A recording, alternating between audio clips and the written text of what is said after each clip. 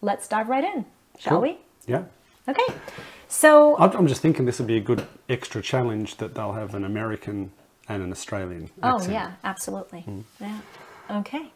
So I've never been to Australia, and I'd love to know what's so special about Australia. That's a good question. I mean, I grew up in... Did you want to pause it? No, I wanted to get a cup of coffee. I can just do that. Actually, I can just stand up and go get myself some coffee. And I might not actually spill it all over my laptop. So yeah. What's so special about Australia? Because the things I've read about it, it's on my bucket list. I've always wanted to go, and I've not been able to go yet, mostly because I wanted to go in the summer. And I'm just thinking about the word bucket list, or this special term. Maybe that's something for our listeners. Yeah, do you guys know what a bucket list is? Yeah. Well, it could be a question at the end. So what's special about Australia? Yeah.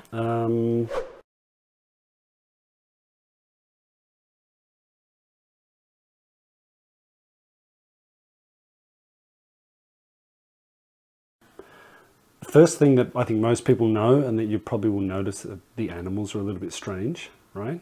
But that's pretty Kangaroos, famous. Spiders, Wombats snakes, and snakes and all of the crocodiles. poisonous things. Yeah. So there's this idea of it's dangerous if you get out of town, especially, or if you go in the water, it can be a little bit dangerous. Is it? Not really. Okay. I mean, I've never been bitten by a snake. I've never really seen that many poisonous spiders. You can find them. Scorpions. Scorpions for sure, yeah.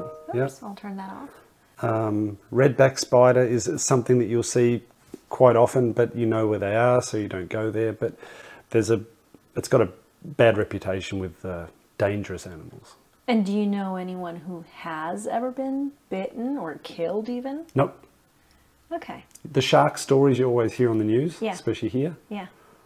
But everyone knows it's not really often, of course. But maybe it happens in the States as well. I'm sure there are shark attacks. Well, and things. I mean, it's probably the same all over the world. Yeah. But what's special about Australia? Because I went back there for Easter this year. Easter, not Eastern. We flew east in an easterly direction to get there. Okay. But it was, the thing I noticed compared to Germany, I don't know if it's saying much, but the people were super chilled out and really relaxed and really friendly.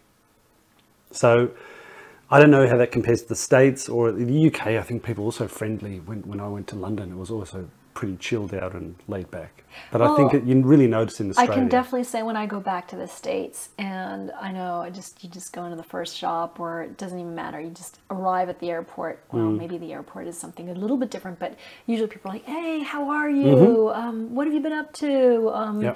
So, is there anything I can help you with?" And at first, I'm always like, no, and then I start to get used to it. And I feel like, and I start to relax. And I'm like, yes, people are just being nice. It's maybe they don't care, or maybe they really don't want to help you, and it's just their way of saying things. But I guess it's kind of nice to. Or one thing I always notice is when I go to the supermarket and someone crosses my path, and they're like, "Oh, excuse me, sorry, apologize." It's the same in Australia. And in Germany, so often people just like virtually stop in front of you, and you're like, excuse me, you're in my way. But that's true. Sorry. No, it's the same thing though. So I don't know if that really makes it special then. But you notice it for sure.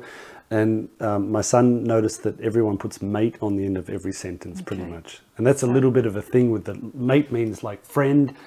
Maybe in America you might say pal or buddy, right? But in Australia or in the UK, mate is a really common word, but we use it constantly on the end of sentences. So did he how's pick it going, up? mate? Is he using it now? He acts a little bit over the top and uses it. Okay. How are you, mate? I'm right, mate. Weather's nice, mate. So this is pretty cool. But that's the whole vibe is connected to this. That people are friendly and relaxed, not too serious. I love the humor. I have a couple of friends that's who are right. from It's Australia, important, and it's just, oh God, I just makes me crack up every time we talk. Yeah, that's cool. Nice jokes and everything. Yeah. So, If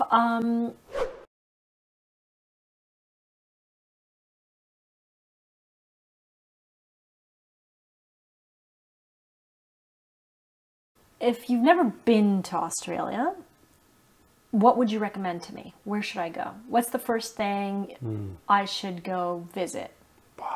I mean, if you go to the big cities, then it's either Melbourne or Sydney. Maybe if you're interested in the things you've seen on the TV, it's Sydney Opera House, the Harbour Bridge, the harbour itself. But if I didn't want to do the typical... I'd say go to Melbourne, because I lived there for a while, and for me it's cooler. But I haven't lived in Sydney. I've been there on holiday a few times here and there, not for long, to be honest, to any Sydney people who are watching. But sorry about that. I don't know. Yeah, Melbourne's more familiar for me, but it's interesting and it's exciting and it's big. And what about, I mean, you're from Tasmania, right? So, and I know that a lot of people are like, oh, Tasmanians. What do you mean? Tassie. They say that's not really like part of Australia, or I've heard that too. Oh, like, all the time, yeah. A lot of people think Dracula comes from Tasmania. Okay. But that's Transylvania. Yeah, exactly. That's like the kangaroos coming from Austria, right? That's it. And not Australia. That's it. I don't know. I mean, growing up in Tasmania, you're separated on this little island compared to the rest of Australia. So maybe you feel a little bit inferior to the rest of Australia, that you're from this sort of slow country. That's sad. A little bit. Yeah, to be honest. Maybe when you're younger, the older I get, the more I appreciate it. And I think it's quite cool and it's interesting and it's got its own thing. But I think if you ask the people on the mainland, they might say things like, oh yeah, he's from Tassie. Maybe he's a little bit slower or something like that. Totally not true, but it's got that feeling. Okay. Is it like Austria for Germany? I don't know. Oh, yeah, could be. God, I don't want to make enemies. Maybe we edit this stuff out. Yeah, well, cut that one. But so if coming from Tasmania, is that something you'd say, oh, Barbara, you've got to go to that place? Because everyone's always all about, you've got to go to Sydney and you've got to do this and you have to see, I don't know. Like everyone says, it depends what you like. Okay. If you want nature and not a lot of people and that's your thing, then it's perfect. Oh, I do. Because it's beautiful. Like that a lot. Yeah. Yeah. But if you want more of the things that you're expecting, like Great Barrier Reef or Ayers Rock or Uluru or getting to the outback, then Tasmania's not going to give you that. Okay. You know? So you have to research it a little bit. But I know people from Germany who have been to Tasmania and they really loved it. But I think they like that thing of driving through the countryside in the rental car or in the camper van or something and going to a place where not everyone goes to. Do you know what I mean? Like some people like that thing of traveling to places which are a little bit off the beaten track. Okay, so I'd be one of those people. Yeah, it's probably perfect for you then. What are the 5 places you'd recommend? In Tassie? Uh-huh. Yeah. 3 are enough. I mean, the capital city is Hobart. So if you go to Hobart, this is quite a nice town. It's at the harbour. It's pretty. But along the coast, there's some really nice things like Wineglass Bay is very pretty. If you see pictures of it, you can do a lot of hiking. What else is the one? The Overland Track, Cradle Mountain. This is another nature reserve area, which is beautiful. I've never been there, so I should also probably do it. But these are the things that when you live there as a kid, you don't think about it so much. Yeah. So maybe you only start to appreciate it when you leave the place and other people start telling you about it. Yeah, oh, you know about it for sure. It's so gorgeous and oh my God, I love it. And you're like, yeah, probably. Yeah. But again, it's all that nature stuff. So if you're really into that, then both these places are east and west coast, and it's not that big, so you can travel around pretty quickly. Yeah. And if you've got 3 weeks or 4 weeks to kill, if you could go there around Christmas, this is quite a good time to go because there's a bit happening. There's a boat race from Sydney to Hobart, which normally they come in around New Year's Eve or just after. Okay. And at that time in Hobart, there's a food festival thing going on. So this sort of, I don't know, there's a bit more excitement, I suppose, around Christmas time. And the weather's good. Good. It's hot-ish. So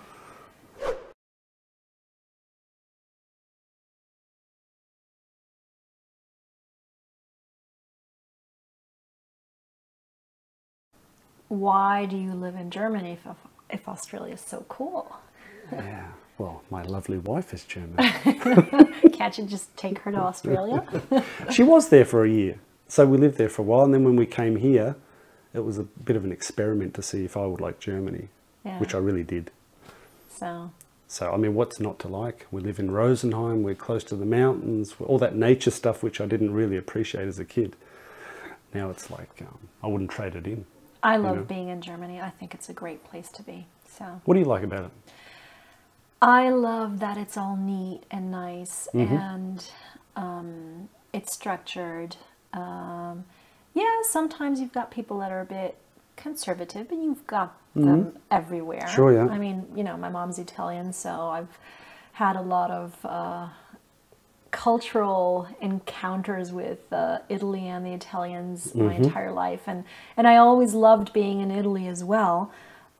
Did you ever live there for a period of time, or was it always in Germany? No, it was just the summer vacation. Most of the summer vacation, sometimes 3 weeks, sometimes 6 weeks. Okay. Oh, actually, probably any vacation we had or any possibility we got to go there. Did you ever get sick of going to the same, or did you go? Okay. Never. I loved being around my grandparents. I loved this whole, I'd get there, I'd get on a bike and go visit all my relatives, ideally all in the same day, because it was just so great, and the spirit and the food, everything. I really, really love Italy. I don't know anyone who doesn't love Italy. But I wouldn't want to live there. Ah, because? The tidy things or the organization stuff? It's maybe, of course, the older I get, the more I appreciate a lot of the things there. But it's just, when it comes to working, when it comes to just having your daily rhythm and everything, I really love Germany. But I think what I really mostly maybe appreciate about being in Europe, about being in Germany, is the possibility of being able to go anywhere, anytime. That's it. That's what I also noticed. And it's just the centralness of where we are. If I'm thinking of holidays and stuff, it's crazy. Yeah. And it's, you get in the car, 1 hour later, you're in Austria. I love Austria. I'm a huge fan of Austria, and I can definitely see myself living there in a couple of years. But I was in France just, 3-4 weeks ago, and it was a 6-7 hour drive, and we were in France, and it was just like you're in a different world, different food, different people, different culture, and it's just so beautiful. Came back, then I go to Italy, different again. I've got a friend who comes from Belgium, another thing again. My kids play hockey, we go to the Netherlands. It's just, there's so much culture, there's so much going on, there's so much life, and it's something I really, really enjoy. And as much as I love being in the States, and of course it being different here and there as well, but it's, you can be traveling for ages and it feels like it's still the same mall. It's still the same. Yeah. But that maybe is connected square. to the historical stuff, right? Like you can't ignore that here. And don't get me wrong. I know I'm going back to the States next week actually. And I can't wait to go, and I can't wait to experience that. And I can't wait to walk through those aisles and see 20 million different types of cereal. You know, it's becomes exotic a little bit.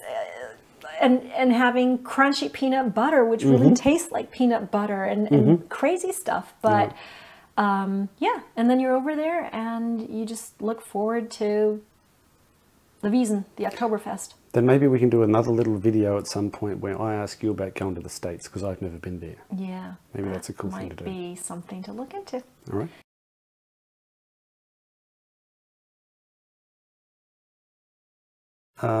Redback spider is something that you'll see, because I went back there for Easter this year. My son noticed that everyone puts mate on the end of every sentence pretty much, and that's a little bit of a thing with the mate, means like friend. Makes me crack up every time we talk. Yeah. I think if you ask the people on the mainland, they might say things like, "Oh yeah, he's from Tassie." Do you know what I mean? Like some people like that thing of traveling to places which are a little bit off the beaten track. Okay, so If you could go there around Christmas, this is quite a good time to go because there's a bit happening. There's a boat race from Sydney to Hobart, which normally they come in around New Year's Eve. I love that it's all neat and nice and it's structured. Maybe, of course, the older I get, the more I appreciate a lot of the things there. My kids play hockey. We go to the Netherlands. It's just... And don't get me wrong, I know I'm going back to the States next week actually. So now it's time for you guys to answer some questions. So thanks for making it this far through the video. It was a lot of fun to make it. Yep, absolutely. Nice and I still want to go to Australia. That's good, and I want to go to the States. So that's good. Okay. But now we've got a little bit of a challenge for you guys, and also we're just very interested. Here we've got some questions for you, and you can write your answers in the comments. Exactly. Good practice for you. Interesting for us to find out who's watching. So, yeah. I'd like to know what's on your bucket list. Where do you want to go? Great question, yeah. What about you? I'm interested to know where you're from. Could be the country, could be the city. You can be as specific as you like. And I do have one more question. If you ever have been to Italy, what was your favorite place in Italy? And I could also ask the same question for Australia. Have you been to Australia before? And if you have, what did you love? Maybe what didn't you love? And also, would you like to go to Australia? So I think that pretty much sums it up for today. And yeah, don't forget, follow us if you're interested in more. Subscribe to our channel and see you guys around. Take care. Thanks for listening. Thanks. See ya. Bye.